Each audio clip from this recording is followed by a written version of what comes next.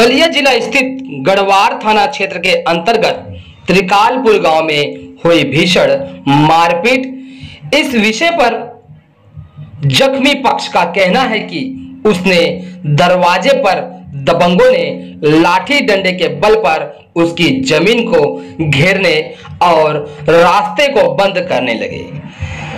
घर के नवयुवकों ने जब इसका विरोध जताया तो दबंग घेर कर मारने लगे, जिसके कारण पीड़ित पूर्ण रूप से घायल होकर बेहोश हो जमीन पर गिर पड़ा। घायल होने के बाद पीड़ित को गांव वालों की मदद से गढ़वार स्थित अस्पताल ले गए, लेकिन वहां से डॉक्टरों ने रेफर कर बलिया भेज दिया।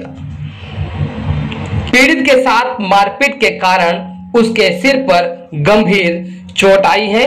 लगभग सर में 8 टाके व हाथ की उंगली में 3 टाके लगे हुए हैं। जानकारी के अनुसार सिर में चोट होने के कारण पीड़ित पक्ष का स्वास्थ्य ठीक नहीं है।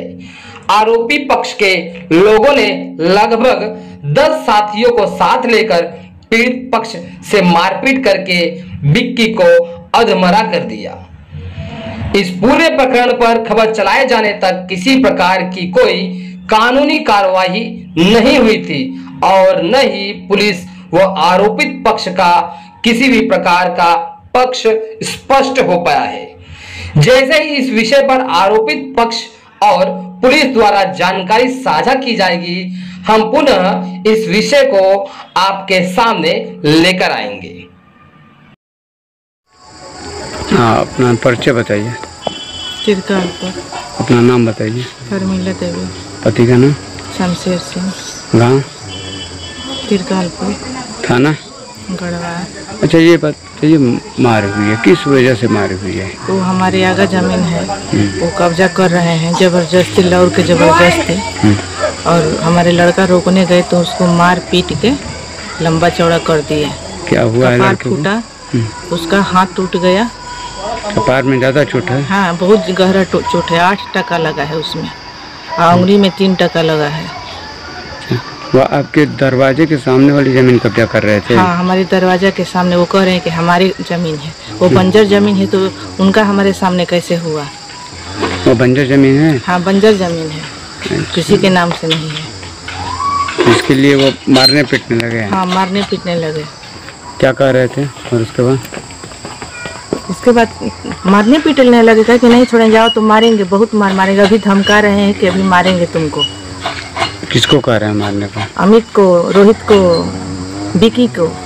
और कौन मारने को कह रहा है? मनोज सिंह और विनोद सिंह और श्रेयांशु सिंह। अच्छा, श्रेयांशु कहाँ का रहने वाला है? खनवर का।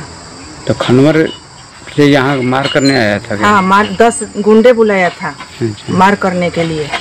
अच्छा, ये बताइए, कह रहे हैं कि धमकी मिला है आप लोग, आपके लड़के को धमकी मिला है। हाँ। क्या कह रहे थे वो लोग? वो कह रहे हैं ना कि मार के और थाना में हम सरेंडर हो जाएंगे। सामने कर, असल माँ के औलाद है तो सामने कर।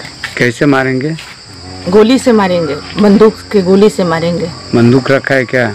हाँ, देखे हम बंदूक। करेंगे घर पर, निकाल उसको, देख मार दे रहे हैं अभी हम। खाली सामने कर। अच्छा, यही कह रहे थे? हाँ, सामने कर। अमित सिंह। कहाँ के निवासी हो? त्रिकालपुर। अच्छा बेटा, तुम्हारे घर पर मार हुई है जी। किस वजह से मारी हुई है?